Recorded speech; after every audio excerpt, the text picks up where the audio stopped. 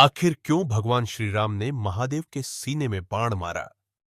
यह उस समय की बात है जब मर्यादा पुरुषोत्तम श्री राम ने अश्वमेध यज्ञ का आयोजन किया था। यज्ञ का अश्व अनेक राज्यों से होकर देवपुर राज्य पहुंचा। देवपुर के राजा वीरमणि भगवान महाकाल के परम भक्त थे। उन्होंने घोर तपस्या कर महादेव से यह वरदान प्राप्त किया था कि उनके राज्य की रक्षा स्वयं महाकाल करेंगे। जब यज्ञ का अश्व देवपुर की सीमा में प्रवेश कर गया, तब राजा वीरमणि के पक्ष के वीर योद्धाओं ने उसे रोक लिया। यह समाचार जब अयोध्या पहुंचा, तब भरत के पुत्र पुष्कल श्रीराम की ओर से घोड़े को छुड़ाने के लिए वीरमणि से युद्ध करने देवपुर पहुंचे। रणभूमि में पहुंचते ही भयंकर युद्ध आरंभ हो गया। दोनों ओर से अस्त्र शस्त्र चलने लगे। युद्ध इतना प्रचंड हो गया कि देवता लोग इसे देखने आकाश में एकत्र हो गए। पृथ्वी कांपने लगी और दिशाएं गूंज उठी। जब वीरमणि और उनकी सेना हारने लगी, तब वीरमणि ने भगवान शिव को याद किया। भगवान शिव ने अपनी पूरी सेना वीरभद्र और नंदी जी सहित रणभूमि में भेज दी। तब युद्ध और भी भयंकर हो गया। वीरभद्र और नंदी जी ने हनुमान जी से युद्ध किया।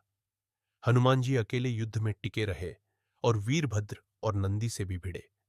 यह युद्ध इतना भयानक था कि रणभूमि में सब हिलने लगा। यह दृश्य देखकर सभी ने प्रभु श्रीराम को याद किया। तब श्रीराम स्वयं युद्ध में आए और उन्होंने सबको पराजित करना आरंभ कर दिया। इसके बावजूद वीरमणि और उनकी सेना ने भगवान शिव को बुलाया। भगवान शिव के आते ही पूरी सेना भयभीत होकर शांत हो गई और शस्त्र अस्त्र गिर गए। तब श्रीराम ने अपने शस्त्र भी डाल दिए और बोले, यह जो शक्ति मेरे पास है वह आपकी ही दी हुई है। मैंने रावण को आपकी शक्ति से ही हराया था। अब मैं आपसे युद्ध नहीं कर सकता। आपकी शक्ति ही मेरी शक्ति है। भगवान शिव ने उत्तर दिया, हे श्री राम, आप स्वयं विष्णु का रूप हो। धर्म की रक्षा के लिए आपको ही युद्ध करना पड़ेगा। श्री राम ने इसे महाकाल की आज्ञा मानकर युद्ध जारी रखा। दोनों के बीच महान दिव्य युद्ध छिड़ गया। श्री राम ने अपने समस्त दिव्यास्त्रों का प्रयोग किया, परंतु महाकाल संतुष्ट नहीं हुए।